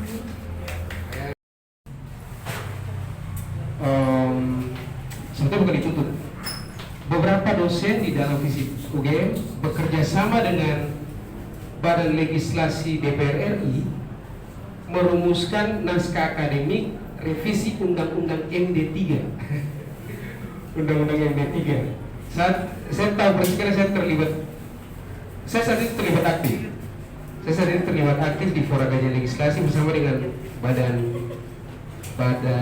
Legislasi DPR RI. Dan mirisnya produk yang kita hasilkan itu menghasilkan kritik publik yang keras sekali. Karena Undang-Undang MD3 saat itu dianggap sebagai produk undang-undang yang memberikan imunitas lebih kepada DPR. Dari cerita itu yang hendak saya sampaikan bahwa akademisi itu seringkali diberikan peran lebih untuk merumuskan naskah akademik. Namanya naskah akademik. Naskah akademik itu semacam pikiran-pikiran, pokok-pokok pikiran rekomendatif yang akan dituangkan di dalam produk peraturan atau kebijakan. Jadi tugasnya akademisi di kampus itu menyiapkan naskah akademik, di dalamnya itu ada hasil kajian macam-macam, disampaikan juga dengan beberapa konsekuensi apabila peraturan ini dibuat. Lalu naskah akademik itu akan diserahkan ke Badan Legislasi DPR untuk diformulasikan ke dalam bentuk produk perundangan. Nah, saya kira itu keterlibatan akademisi biasanya, itu keterlibatan akademisi. Tapi biasanya keterlibatan akademisi juga tidak by project, bisa juga berbasis riset. Misalnya teman-teman akademisi itu kalau seandainya dia progresif, dia dapat menghasilkan produk policy brief atau rujukan kebijakan berbuah naskah akademik melalui hasil riset yang benar-benar sangat empirik gitu. Nah, sebetulnya yang kita bayangkan peran kampus itu yakni idealnya begitu, peran kampus berbasis riset itu benar-benar empirik, dikerjakan dengan serius, lalu hasil riset itu dikonversi menjadi naskah akademik. Naskah akademik itulah yang akan diserahkan ke Badan Legislasi. Kalau di DPR, kalau di Pemda berarti mungkin audiensi sama Pemda baru bicara bahwa ini hasil temuan, maka hendaknya Aledo merumuskan program pembangunannya begini. Itu kalau akademisnya benar-benar progresif. Problem sekarang, ya autokritik kembali. Problem sekarang, saya tidak tahu berapa banyak akademisi yang benar-benar progresif, karena riset sekarang juga kan orientasinya project semua. Tidak lagi orientasi yang progresif untuk menghasilkan dampak yang signifikan untuk pembangunan. Oke, itu yang pertama. Yang kedua tadi soal program reses, saya setuju. Kadang-kadang kita harus memikirkan adanya konektivitas antara desa, baik di level desa, hingga di level pemerintah, baik itu pemerintah kota maupun provinsi. Sebab begini, kalau seandainya saja ada inisiatif untuk mendrive pembangunan pada level desa, asumsinya yang paling tahu problem di desa itu yakin orang desa, dan itu sudah terumuskan dalam Musrembang tadi. Musrembang itu kan berisi tentang identifikasi Musrembang itu kan sebagian besar isinya indikator perlambatan dan percepatan pembangunan desa. Apa saja yang memperlambat pembangunan desa? Lalu ketika sudah berhasil diidentifikasi, lantas apa yang mesti dilakukan untuk mempercepat program pembangunan desa, desa? Idealnya memang data itu yang mesti digunakan oleh DPR maupun pemerintah untuk menghasilkan produk legislasi. Infokus menjatuh untuk menghasilkan produk legislasi. Nah, selanjutnya tadi yang dari Kodang tadi. Ini tentu baik kalau saya lesin tanah, saya akan jatuh ya, kalau pusing sudah. Langsung kadang pusing tujuh keliling. Yang terakhir, yang terakhir tadi soal banyaknya isu. Memang satu kesulitan kita dalam mengorganisir kelompok masyarakat sipil ini kan soal konsistensi dalam menyoroti isu. Ada istilah tuh weapon of mass distraction, ada senjata pengalihan isu. Itu kan istilah yang sudah lama sekali. Tapi kan di dalam basis pengorganisasian kelompok masyarakat sipil, setidaknya diperlukan konsistensi untuk menyoroti isu. Saya kira kan kita bisa belajar, ada pengalaman banyak sekali teman-teman aktivis di luar sana yang meskipun diterpa dengan begitu banyak isu yang lalu lalang begitu, tapi mereka tetap konsisten untuk itu.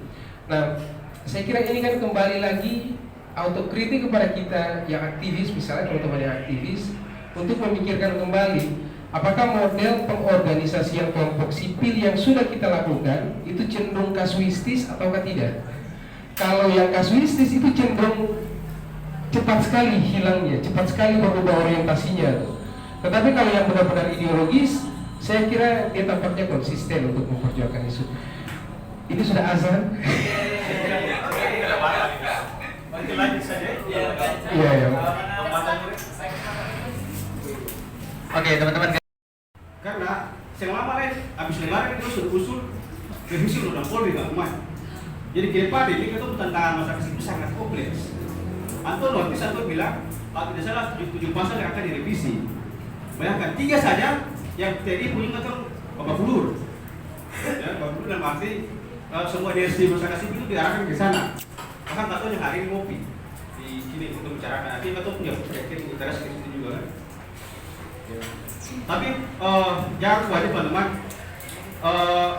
kita masih ingat perkataan dari almarhum Zulkifli Azra ya, atau orang intelektual muslim moderat atau terkenal di Indonesia, itu bilang Indonesia itu masih diselamatkan karena masyarakat sipilnya.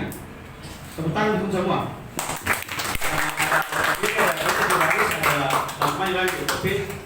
Mahasiswa dan sebagainya. Karena kalau saya kata sudah seperti Arab Spring, teman-teman, Arab Spring, di mana diprovokasi kemudian ada kerusuhan sampai konflik sampai hari ini belum selesai. Karena masyarakat sipil di Indonesia itu sangat kuat, ya, atau batu bersyukur. Jadi kalau ada masyarakat sipil bergerak di bawah, dia atau antipati, ya, atau pasif begitu ya, atau saya pendukung orang lewat tenaga dan pikiran lewat doa saja. Karena situasi hari ini sangat sulit. Dan kedua tadi kita ikut juga lihat data dari IDEA ya, itu salah satu lembaga yang mengurai kondisi demokrasi di dunia, salah satu di Asia Tenggara ya, termasuk Indonesia. Jadi Mbak Titi bilang begini, kondisi kesehatan demokrasi satu orang itu masih di tingkat hijau, masih baik ya, teman-teman nanti bilang begitu. Karena lagi-lagi faktornya adalah karena masyarakat sipil itu masih kuat, ya. Kalau teman-teman masih ingat refleksi soal bagaimana semua unsur turun untuk menghadang undang-undang cipta kerja ya. Bahkan satu termasuk demo di sini juga, termasuk demo di sini. Jadi sebelumnya, jadi kita bilang bahwa jadi Gubernur Beli punya tadi betul sudah memperkuat masyarakat sipil ini harus diperkuat. Ya, jadi harus tentu saling mendorong. Kalau misalnya jurnalis membantu teman-teman isu-isu dinaikkan di media, harus bantu juga dengan tempat yang lainnya. Tentu karena misalnya saat ini serangan terhadap Tempo itu juga harus menjadi bagian dari kampanye ya. Makanya menjadi masalah jurnalis atau kampanye media. Itu yang disebut dengan tadi korporasi dan sebagainya. Kalau itu saya ada teman-teman, apalagi yang saat ini people in media ya Prabowo, itu bisa negara bisa kacau. Kata Yuda tadi bisa mengarah ke sana. Oke, kembali ke pertanyaan tadi di Caca tadi. Jadi dimaksudkan dengan yang terakhir ini bukan terlepas dari itu ya, tapi ini proses panjang. Kayak kata bikin apa ya? Berorganisasi masyarakat, pemberdayaan masyarakat lah gitu. Dan dari awal lu sudah apa-apa, ya, lalu dikasih pendampingan, pelatihan, kemudian dikasih keahlian skill untuk bikin apa? Jadi ketika misalnya NGO yang mendampingi mereka dulu sudah selesai dengan programnya, misalnya gitu ya, lu sudah punya pengetahuan, sudah punya kementerian untuk kira-kira kita mau bekerjasama dengan mana lagi. Tentu semua melewati mekanisme yang sudah dibuat pemerintah, misalnya dengan Musliman dan sebagainya. Tapi kita mau di sini adalah kira sudah punya pengetahuan, sudah melewati beberapa tahap partisipasi itu, dong anggap kami begini. Pemerintah, terus itu kamu datang lagi para baking ini ya, urus tambang di sini, buka tambang di sini, buka jalan di sini saya lain. Selalu kan begitu tuh. Tiba-tiba proyek masuk. Ini saya suruh datang bikin jalan ini, tiba-tiba ada jalan. Mungkin berdasarkan hasil survei dari unsur pemerintah, tidak tampak oleh masyarakat. Tapi kalau itu sudah di puncak ini, maka yang tawar pekerjaan atau produk itu justru dari bawah. Bupati datang, bupati, yang bicara banyak lagi. Atau juga butuh bikin taluk selesai. Yang bicara banyak lagi. Begitu tuh. Jadi pembangunannya sudah mulai dari bawah, jadi dari bawah. Dan pihak luar ini maksud beta di luar dari pemerintah bisa, dan itu sudah di mana sudah dibikin. Mungkin yang itu salah satu desa di Jawa yang katanya dia punya APD desa ke PAD dari desa itu berapa triliun ke miliar. Karena bekerjasama dengan misalnya sektor pariwisata yang dikelola oleh pihak ketiga. Jadi pihak luar ini bukan berarti orang luar ya, orang luar di luar Indonesia atau di luar bantuan luar negeri saja, tapi pihak luar di luar pemerintah ya. Jadi program desa yang sudah dijalankan tetap jalankan ya. Tapi kan begini, anggaran kan terbatas misalnya, maka juga butuh pendanaan dari pihak luar. Baik itulah maksudnya dengan pihak luar. Artinya lu sudah pintar nih, lu sudah bikin proposal, bisa bikin proposal untuk donasi dari lembaga luar atau lembaga luar lain. Jadi pengertiannya seperti itu ya, Caca ya. Jadi bukan berarti dong lepas daripada sesuatu itu diterapkan dalam muslimah misalnya, tidak. Kita dari situ tapi dong sudah punya kemandirian dalam berpikir. Jadi yang lagi orang datang, kalau desa, aku bangun taluk dulu karena yang lain. Sekarang desa, orang yang di desa sudah punya pengetahuan dan mereka sudah punya analisis bahwa katong desa membutuhkan itu ini, bukan yang lain. Makanya kita contoh kayak tadi tuh di MCK ya, di kampung itu kan kita masih kecil itu ya, kita tahun 1999 ya. Iya, kita lupa lah. Tapi tiba-tiba ada MCK dan atau sehingga di situ. Karena atau belum terbiasa, atau belum terbiasa inklusif itu apa ya? Mungkin di desa lain sudah maju, atau di sekitar Maluku, di Ambon mungkin sudah maju, tapi di beberapa desa di sana itu kita masih terbiasa BAB di pantai, sambil menikmati sunset dan pantai. Kita kira begitu Doni, dan kita kasih bocoran informasi tadi di kabinet itu.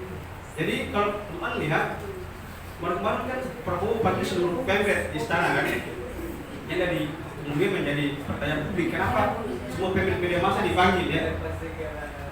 Itu artinya sesuatu yang memang sulit. Negara lagi di ujung tanduk ini teman-teman. Makanya Kabinda diperintahkan. Kemarin itu kita kasih bocoran lagi. Siapa apa? Ada 2 isu atau 3 isu yang untuk notis. Jadi kita kasih tahu sekali pada anak yang sering ibu akan ada tentang ekspresi kalau misalnya apa demo dengan anak. Karena sudah ada peringatan jelas di Kabinda bilang, teman-teman jurnalis atau media, tolong ya bantu kita ya jaga kondisi daerah ya. Adik-adik dia mau panggil mereka, kita bicarakan ya, jangan mereka turun jalan. Kita harus kawal program di MGGK itu, MGGK, karena itu kalau sedikit saja lecet kita marah. Itu satu. Yang kedua, soal efisiensi anggaran sekarang. Ya. Jadi intinya pemerintah mau atau simbol demo. Ini intinya tadi pesan dari kabinet itu intinya sebelum saat jangan bergerak dulu, tahan dulu, atau lagi mau mati. Sama seperti yang tadi malam saya bilang, di awal saya bilang, tadi malam bisa mutam Pak Wagub, bertulis di Agus tadi, itu jelas sekali bagaimana negara lagi resah dan lagi-lagi dong mau memegang itu semua di jam bergerak. Paling bilang begini, meskipun untuk masyarakat seperti kayak ketorang, tapi itu sebenarnya semua masyarakat dulu itu bilang begini. Masyarakat SPT, jadi begitu ya bahasa kasarnya. Atau ini sudah bermangkasa, ya. Atau membayar utang SMI 700 miliar, setiap tahun membayar 130 sekian miliar. Utang ketiga, pihak ketiga atau kontraktor yang belum dibayar di tertentu di tahun kemarin ini kita belum. Kalau masyarakat sipil kan harus tahu harus tahu supaya kita harus kita mau tahu kita berharap juga baca media massa atau baru bisa tahu. Itu bilang begini, betul putar di pihak ketiga tuh 73 sekian miliar yang belum terbayar. Belum lagi TPP ASN, teman-teman yang punya bapak atau saudara anak kaki yang bekerja di Pemda. Ya, jadi itu kalau kan korelasikan jelas itu. Padahal bilang begini, jangan kamu demo, lalu bikin hoax, jangan perburuk keadaan, intinya begitu. Jadi yang cuma kalau semua ketemu dukun yang diam-diam begitu, itu cuma ya sudah sekarang saja. Padahal pemerintah saya sadar, karena sampai harus begitu ini teman-teman. Ya karena dong kebijakan yang salah sebenarnya. Lalu sekarang kebijakan salah, lalu suruh tertibkan masyarakat. Bukan aneh, apa yang bikin salah, apa yang bertanggung jawab nih, kira-kira begitu. Lalu pesan dari masyarakat sipil ya, seluruh desa terutama di kita di AJI juga, AJI itu bagian dari CSO juga. Atau secara teman itu sangat mengawal RUU TNI ini. Coba bayangkan teman, baru beberapa hari lalu Sekjen KKP ya, Kementerian Kelautan Perikanan itu sudah diganti dari salah satu jenderal yang jadi sekjennya. Iya, jenderal polisi. Jadi kalau menurut Rokian ya, beta ada satu kita sepakat juga. Itu bilang sebenarnya bukan menuju difungsi, sudah difungsi. Apa? Sudah difungsi ABRI. Ya. Apa contohnya? Coba hitung kemarin berapa interaktif yang jadi kepala daerah. Ada sekian tempat yang untuk berdebat panjang dengan Pak Imami soal regulasi panjang gitu ya. Nah sekarang yang RUU ini teman-teman itu dong sudah. Tadi kita lihat video singkat dari media Indonesia yang diposting oleh Ibu Agrani. Dia bilang begini, satu ngancam sekolah lagi karena itu sudah tampil lagi di pemerintahan.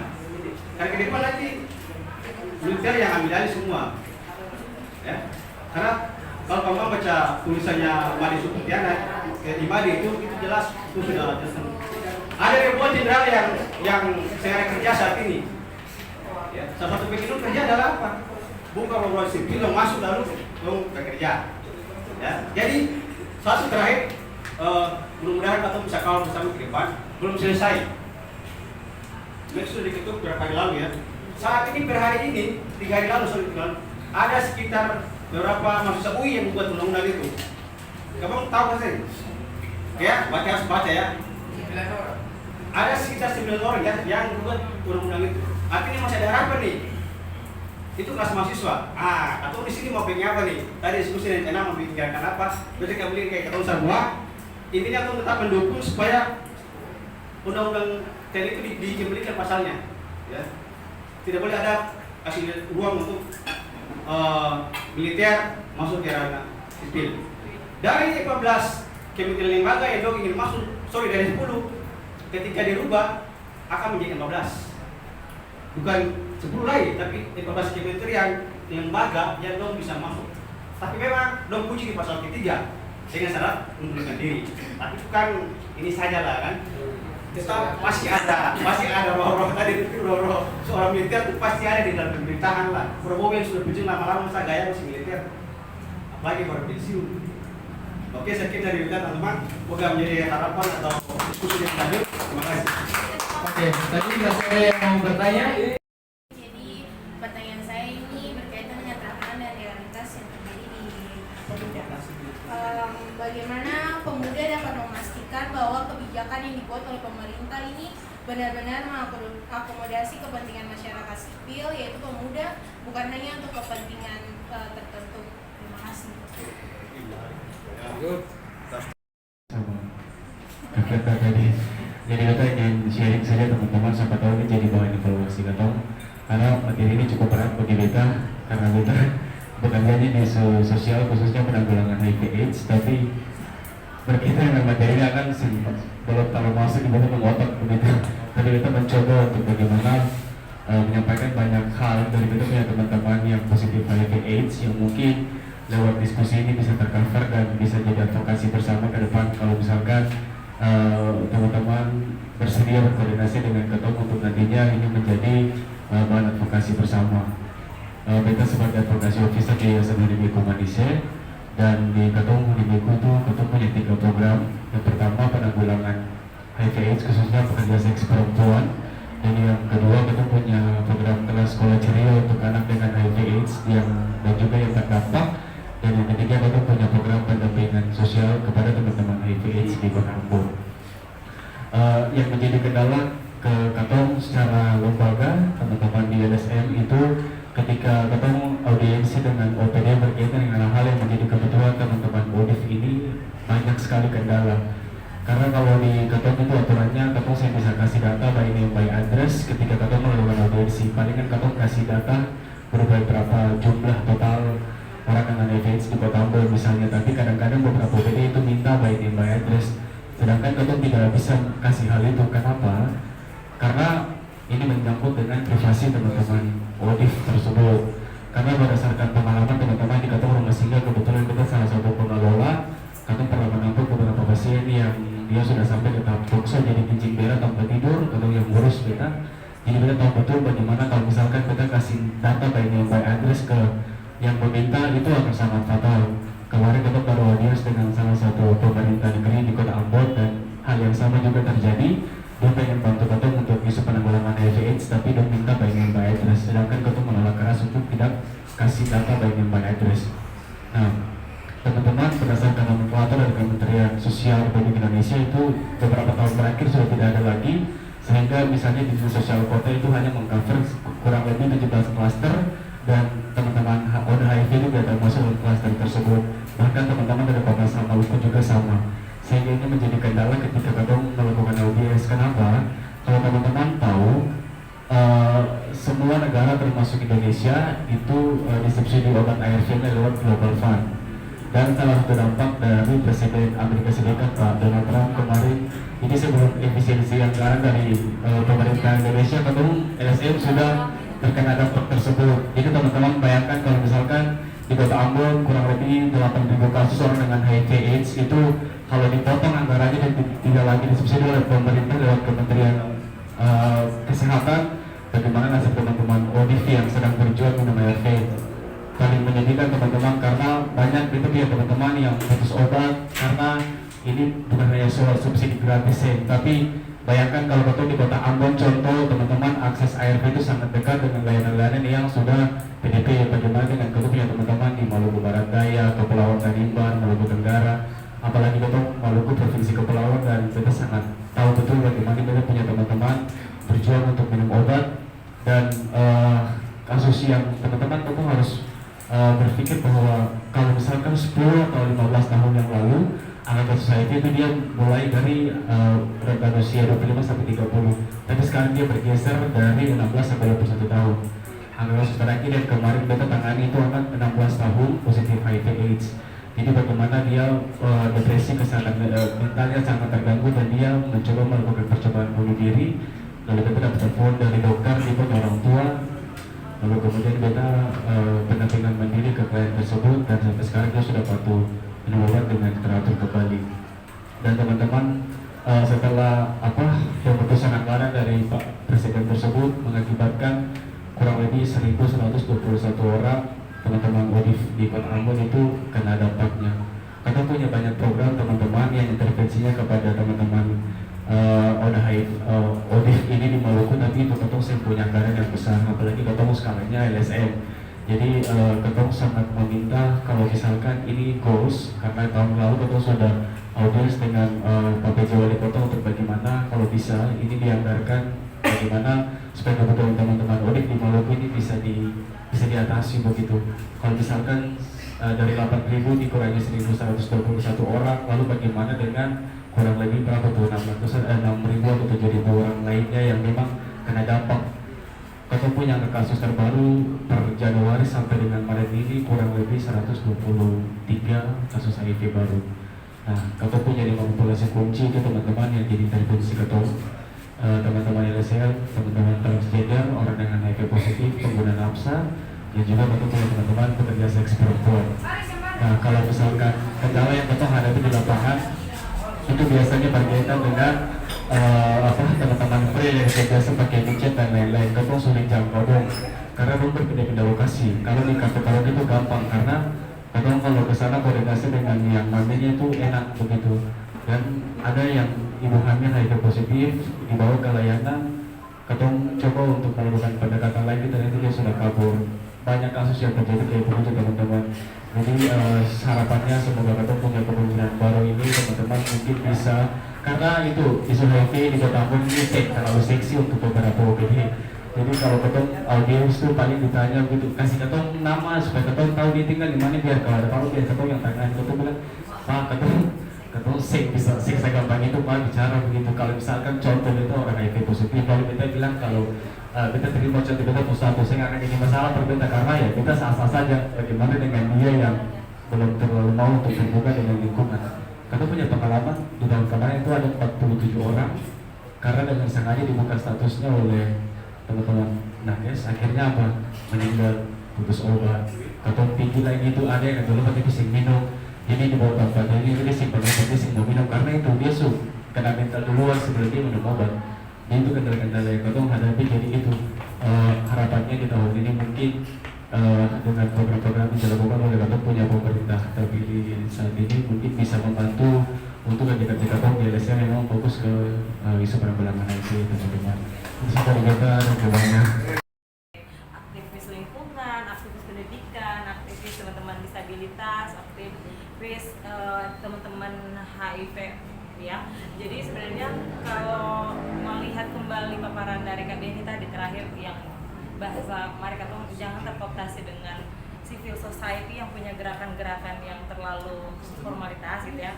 Katu merespon apakah bisa gitu fragmented tadi Katu combine dalam isu-isu yang sudah kamu kerjakan selama ini.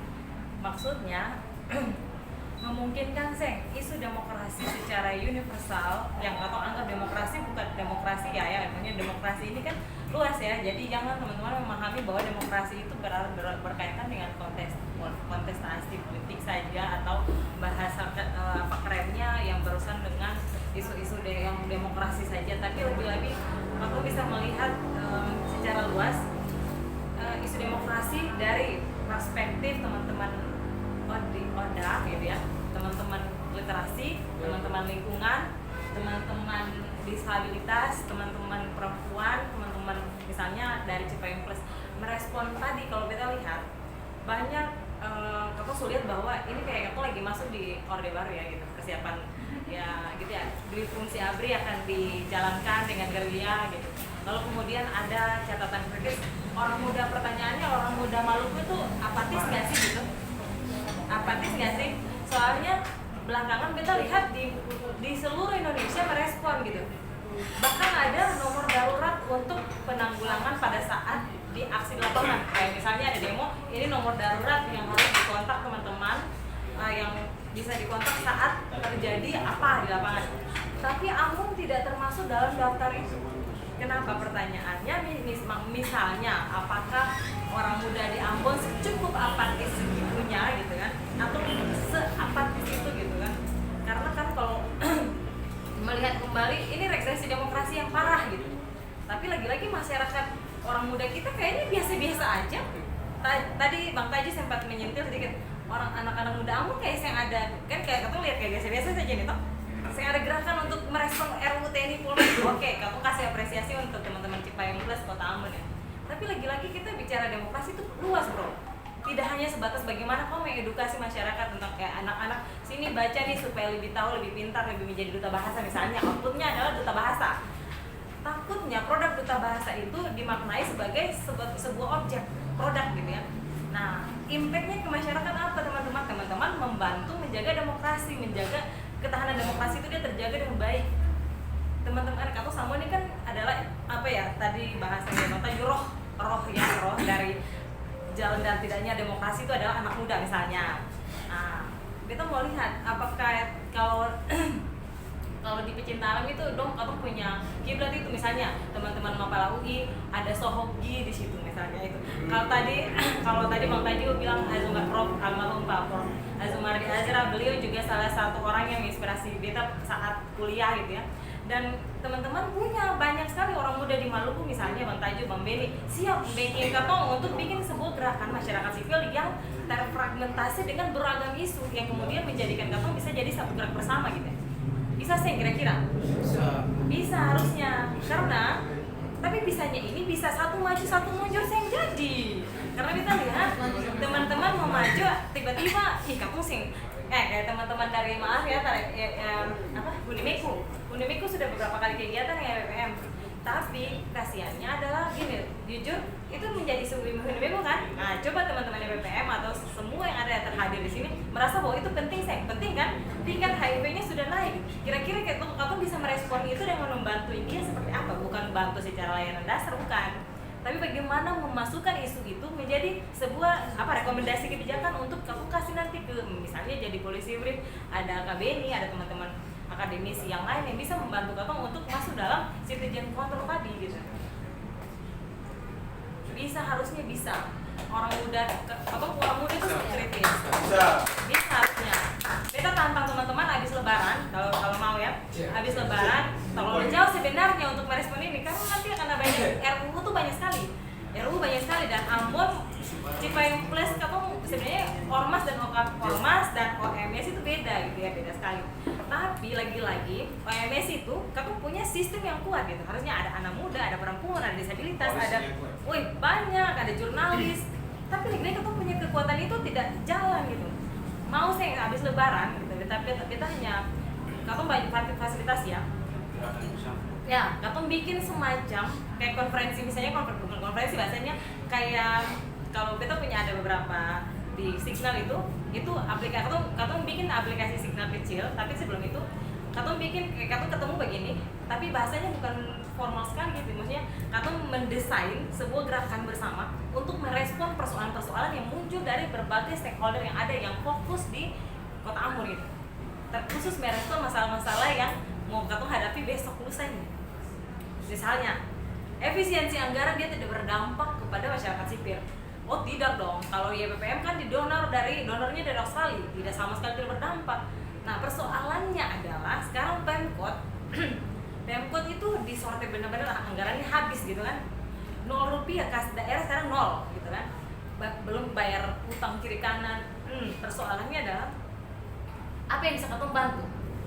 Katong bantu salah satunya adalah bagaimana memberikan rekomendasi yang Katong pastikan itu harus dikawal gitu. Rekomendasi bukan lisan. Kadang-kadang jujur polisi brief itu Katong kasih dong akan cuma lihat saja. Secara implementasi Katong yang mengontrol itu. Kemarin Jordan ada komplain di sini 2 minggu lalu komplain ke rumah generasi Bapeda. Biasanya tuh pengadaan Alkes gitu ya. Alkes itu tidak dikontrol, tidak dievaluasi karena tidak ada tim satgasnya, tidak ada. Nah, Katong sebagai masyarakat sipil sebenarnya punya fungsi kontrol. UI sudah melakukan itu misalnya kemarin UI sudah melakukan itu ya, mereka Katong RUU TNI dan Polri masih bisa belum ketuk palu seandainya Katong masih mau bergerak. Dari Timur Pos yang ada catatan, iya kan? Boleh lihat teman-teman, kecuali Papua ya. Nah, makanya kita butuh teman-teman kalau boleh selesai lebaran Katong berpendapat untuk merumuskan kembali apa yang bisa Katong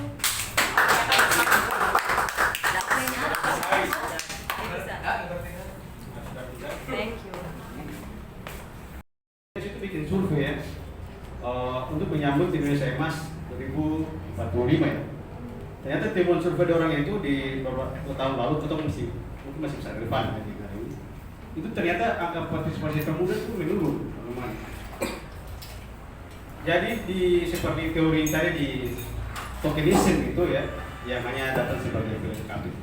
Disebutkan dalam survei ini anak muda itu hanya sebagai pajangan. Ini kata banyak juga kata akan polisi pajangan tuh kayak ini begini. Karena kata masih anak muda kan, itu masih umur di bawah 10 tahun. Jadi kata masih kategori anak muda. Kita baca begini, kenapa dong Pak survei kata pajangan gitu kayak kata yang ada guna gitu. Jadi dong mendefinisikan pajangan kata datang begini ya. Atau hanya berdiri tinggi-tinggi kayak kegiatan begini, tinggi-tinggi selesai nonton selesai pulang. Dan saya ada punya partisipasi apa? Dari sudut bapaknya sini mungkin ketua bisa, tadi kita bilang di awal ketua belum punya data ya. Jujur saja saya ada sangat susah cari data di Ambon sini soal partisipasi publik, keterbukaan informasi publik. Saya ada sekali ketua jurnalis kayak tadi ada ini kita ingat terus pertanyaan tadi. Reses tadi ya mungkin beta karena sudah lama saya di post di DPR, kita bisa nanti suruh teman cek di DPR tuh para pemilih mungkin tuh bikin perbandingan ya. Atau bisa dulu tuh sempat begitu di media ya, atau curi data, curi data bicara dari DPR dan kasih kutip, lalu atau kasih bakar rom di media. DPR mandul biasanya judul yang tempat itu atau DPR mandul karena misalnya satu tahun itu menghasilkan satu produk apa namanya perda. Yang banyak itu inisiatif dari pemerintah misalnya. Padahal dong tugas kan memang harus itu legislasi itu kan itu tugas ketiga itu kan fungsinya legislasi itu. Oke, kalau soal itu beta belum bisa jawab apakah olahraga belum, nanti kita cek ulang. Tapi soal tadi soal anak muda, Adik mau maaf atau belum bisa bilang bahwa sejauh ini pemuda sudah terlibat dalam proses pembangunan yang mulai daripada perencanaan, saya pada pusat peregulasi dan sebagainya. Tapi kalau kita merujuk data dari Perpedas ini yang surveinya seluruh Indonesia dan mungkin pasti Ambon juga dan Maluku namanya, itu menurun tanaman. Artinya apa? Mungkin sebagian orang bilang, saya kalau kita pribadi kita aktif kok berpartisipasi dalam segala hal perencanaan pembangunan, tapi itu ente sendiri, tapi tidak secara keseluruhan lingkungan itu misalnya di DPR atau misalnya di ketua di jurnalis atau gitu. Jadi menurut kita meskipun sudah survei, tapi ketua lihat secara kasat mata dari diskusi seperti ini, ada yang curhat dari diskusi seperti tadi kemarin pertemuan sebelumnya Jordan kritik berbeda, itu menandakan bahwa memang atau lewat ini seharusnya bisa ditampilkan dijawab oleh temannya PPR tuh. Nah, pertanyaan si Amel ini lewat respon itu survei itu kan, bagaimana survei itu? Responnya bagaimana? Apakah pemuda sudah dilibatkan atau belum? Kalau di hasil survei, oke, biar clear ya, biar datang bisa datanya. kalau dari hasil datanya itu memang pelibatan masyarakat sipil, apalagi anak muda itu masih belum ada partisipasi. Karena maksudnya belum ada ruang khusus yang bisa melibatkan pemuda secara utuh maksudnya gitu dalam proses kebijakan. Oke, jadi sudah terjawab Amel ya. Itu melalui riset meskipun itu masih risetnya skalanya belum besar ya, karena audiensnya atau partisipan dalam itu masih terbatas di kantor ketua saja. Tapi setidaknya dari survei indikator itu memang itu sudah dilihat bahwa pemuda itu ada dua kemungkinan, tidak dilibatkan atau memang sengaja tidak melibatkan diri. Itu saja kan. Artinya kalau melibatkan diri berarti sukarela. Tapi kalau dilibatkan ada unsur paksaan gitu ya dan sebagainya. Kalau kita korelasikan dengan program Wajar ini, kalau kita melihat foto-foto itu banyak orang tua yang datang di Wajar ya, di Wajar di depan konten itu. Mungkin ke situ sudah bisa. Artinya apa? Perlibatan pemuda itu bukan hanya soal ini, kayak membuat kegiatan baru pemuda diajak bikin KNP bikin ini, KNP bikin musyawarah, atau HMI bikin ini, ini bikin ini. Ya, oke itu mungkin bisa dikategorikan sebagai pemuda, tapi pemuda itu kan luas ya. Ada mahasiswa, ini dan lain sebagainya. Ada kepolisian masih muda, jurnalis dan sebagainya. Jadi menurut kita belum, dan itu ketua maaf dorong terus ya, dari Amin dan teman-teman. Mungkin ketua bisa jujur saja, ketua bisa belajar dari teman-teman di gereja. Ya. Kita selalu kalau ada pertemuan beberapa kali pertemuan, itu ketua bisa belajar teman-teman di gereja di angkatan mudanya ya. Yang menurut kita aktif sebenarnya. Coba sejak kapan organisasi tingkat level masjid yang bikin penelitian yang undang berita? Belum pernah undang dari masjid untuk isi penelitian jurnalistik. Tapi teman ya yang GPR sudah beberapa kali lebih ya. Artinya orang secara organisasi bagus dan mereka ingin belajar gitu. Bukan arti kata belajar dari sisi lain, tapi dari sisi progresifnya. Perlu lagi kalau kita bicara soal bagaimana ini tadi di hotel kemarin lagi bertemu dengan teman-teman dari NGO pusat. Ketika kita di lapangan, bagaimana melihat teman-teman di DPM di Sinode advokasi masyarakat soal permasalahan lingkungan. Bahkan kalau per hari ini tadi kamu baca statusnya Pak Ben Budi kalau tidak salah, itu lagi bahas soal lingkungan. Bayangkan. Jadi menurut kita ini masukan buat catatan dan kawan-kawan di DPM juga. Mungkin ke depan, mungkin kita belum tahu atau belum. Ke depan mungkin kita perbanyak melibatkan kawan-kawan di remaja masjid dalam kali seperti remaja masjid. Remas. Sorry, jangan putus dulu. Bukan membandingkan ya dengan, tapi saya kira supaya jangkauan itu semakin luas gitu. Karena basis terakhir daripada pertukaran informasi itu sebenarnya di rumah ibadah juga. Ya, remas itu sebenarnya.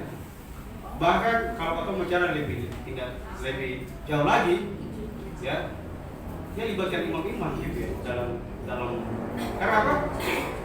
Seperti yang kemarin kita bilang sebelum kepala pasar atau berdiskusi di Muhammadiyah itu.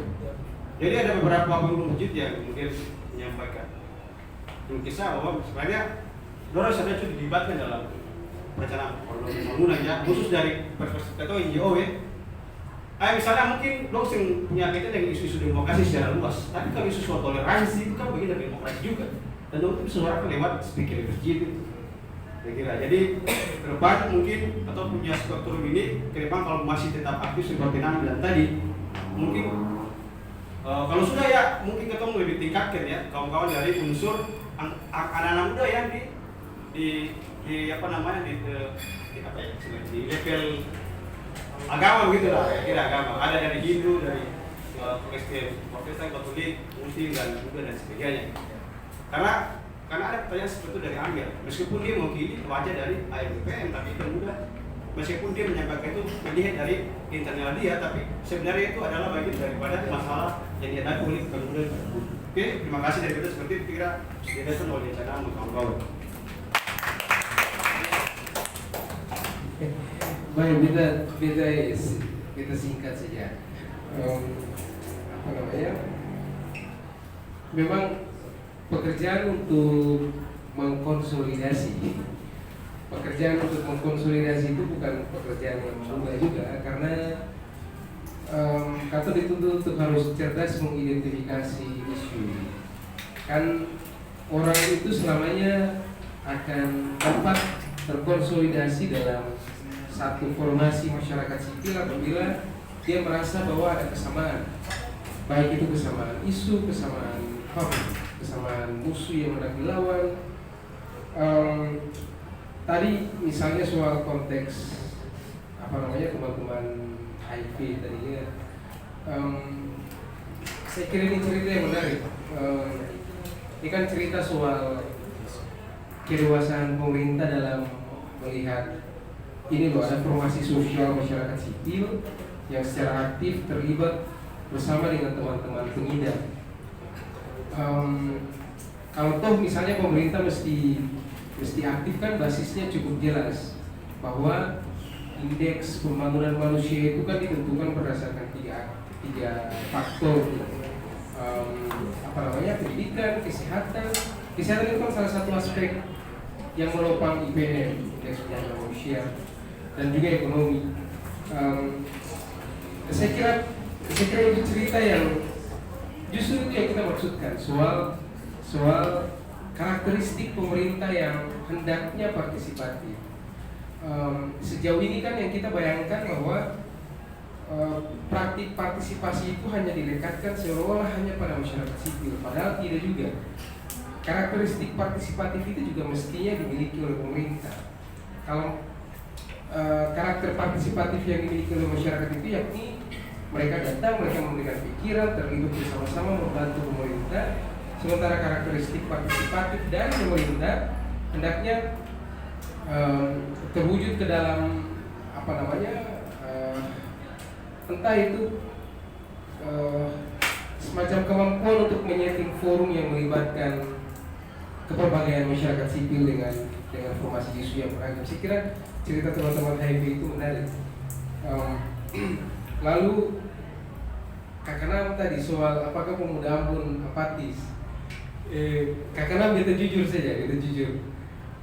Pasca revisi, ketika kemelut revisi Undang-Undang TNI itu berseliweran di media sosial, menjadi headline dan konsumsi publik secara nasional, beta dikirimkan berita tentang press release aksi teman-teman dosen dan mahasiswa di UGM, dan kita dikirimkan langsung oleh wakil dekan 1 Fisik UGM. Dia kirimkan press release-nya, kebetulan dia jadi koordinator aksi, dan dia bilang kita tunggu aksi dari Ambon. Itu jadi semacam tamparan, sebab ketika UGM sudah cukup progresif merespon isu publik, kita di Unpati justru sibuk dengan urusan pembayaran foto yang belum tuntas. Oh iya, good. Itu tamparan itu. Itu kasuistik. Itu tamparan itu. Iya. Kita justru fokusnya ke situ. Dan memang sejauh ini kan jujur saja katong yang dosen ini kan disebut sebagai, seringkali disebut sebetulnya bukan dosen tapi juga akademisi, intelektual, itu kan seringkali disebut sebagai kelas menengah. Nah, ruang publik di Ambon ini kan mayoritas diisi oleh kelas menengah. Kelas menengah itu orang yang setidaknya minimal dia punya akses pendidikan, dia punya akses ekonomi, akses ke sumber daya politik. Meskipun dia tidak punya itu, tapi dia punya akses ke situ. Nah, sialnya meskipun diskursus publik sebagian besar dikuasai oleh kelas menengah tadi, tapi cara kerja kelas menengah di Ambon ini tidak cukup progresif untuk menghasilkan daya dorong dari kelompok masyarakat sipil, setidaknya untuk menghasilkan diskurs, menghasilkan wacana. Beta jujur sih, beta sangat tertampar ketika dikirimkan press release-nya, terus bilang kita tunggu aksi dari Ambon. Waduh, kita sebentar fokus deh pembayaran uang foto alumni. Beta rasa ini kilas. Beta share berita itu di grup dosen dan tidak direspon. Tidak direspon. Katong kan seringkali bilang begini, jangan samakan katong di Ambon dengan dong di Jawa. Katong di Ambon ini karakternya beda dengan dong di mana? Di Jawa. Kita rasa mungkin karena keengganan katong untuk menyamakan katong dengan dong di sana, makanya katong tinggal begini terus. Mana mau beda apa? Jadi beta setuju dengan kakak Nam. Katong sangat, beta rasa katong frustasi. Jika ditanyakan apakah ada orang yang peduli, sebetulnya ada. Banyak sekali teman-teman yang punya kepedulian sama seperti katong. Hanya saja memang ini soal siapa yang mau mengkonsolidasikan mereka semua. Apakah itu YPBM atau siapa? Karena beta rasa keinginan itu pasti ada, hanya saja belum terkonsolidasi secara utuh. Beta kasih contoh yang cepat. Jogja itu pasca penetapan Omnibus Law Undang-Undang Cipta Kerja, muncul headline yang jadi presiden gerakan sosial hingga saat ini, yakni Gejayan Memanggil. Gejayan Memanggil itu jadi headline yang memprovok seluruh kelompok sipil yang progresif untuk terlibat membela hak sipil hingga saat ini. Itu sama saja kayak kasus di Ambon, agak susah cari kasus, tapi Safe Aru, betul. Itu sama saja dengan contoh kasus Safe Aru. Itu jadi presiden di mana kapitalisme dan negara bersekongkol untuk eksploitasi lingkungan. Lalu persis pada saat itu seluruh komunitas sipil bersuara untuk memprotes negara. Katong dianggap belum ada, hingga pasca itu hingga sekarang katong frustasi untuk menemukan adanya formasi sipil yang kayak gitu. Nah, saya kira mulai dari forum ini cita-cita serupa saya lekatkan pada pundak YPBM dan Kanam. Terima kasih.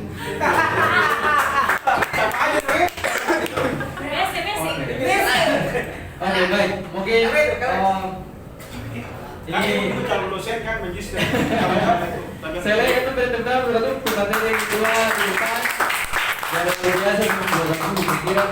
Jadi teman-teman mudah-mudahan dengan harapannya dengan kegiatan diskusi strategi pengawal pemerintah bersih dan transparan di Kota Ambon ini bisa memberikan semangat harus betul-betul dikawal gitu.